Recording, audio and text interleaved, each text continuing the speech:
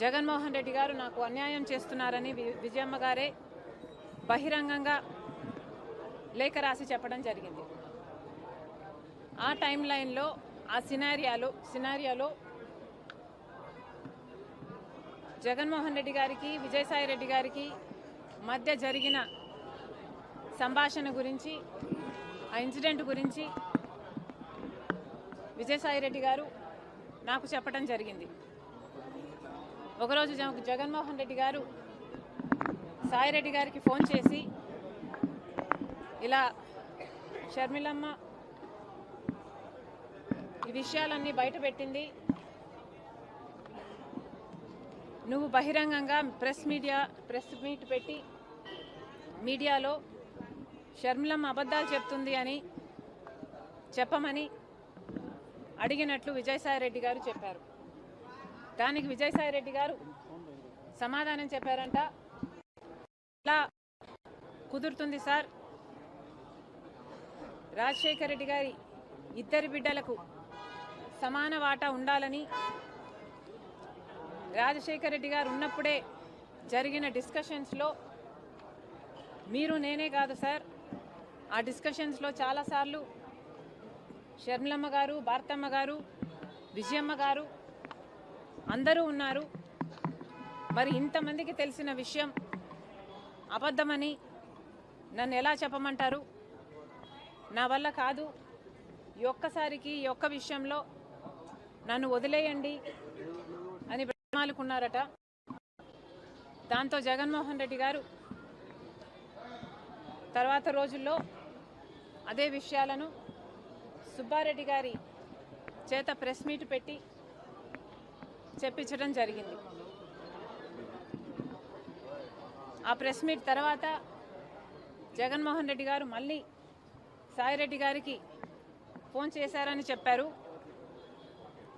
ఆ ఫోన్ కాల్లో మళ్ళీ జగన్మోహన్ రెడ్డి గారు, లేదు తప్పదు, ఈ విషయం నువ్వు కూడా చెప్పాల్సి ఉంటుంది కాబట్టి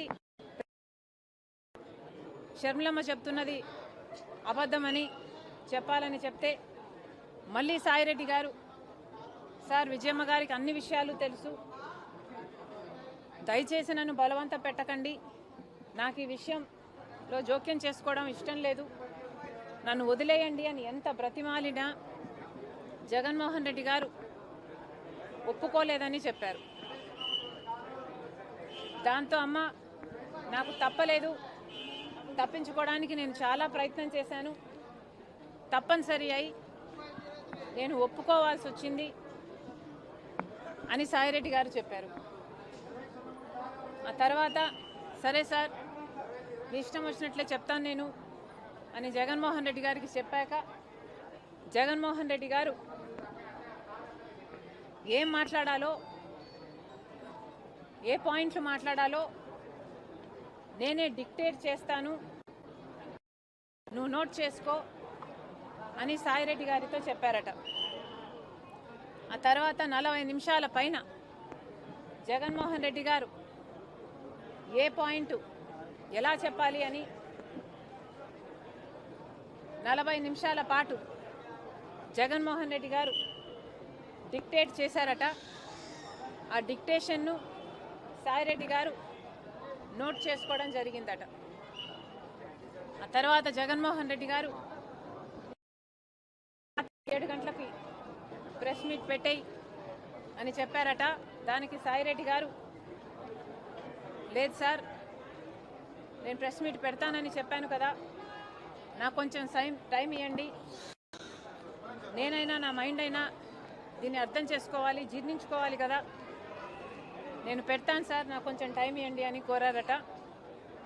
ఆ తర్వాత సాయిరెడ్డి గారు ఆ ప్రెస్ మీట్ పెట్టడం జరిగింది.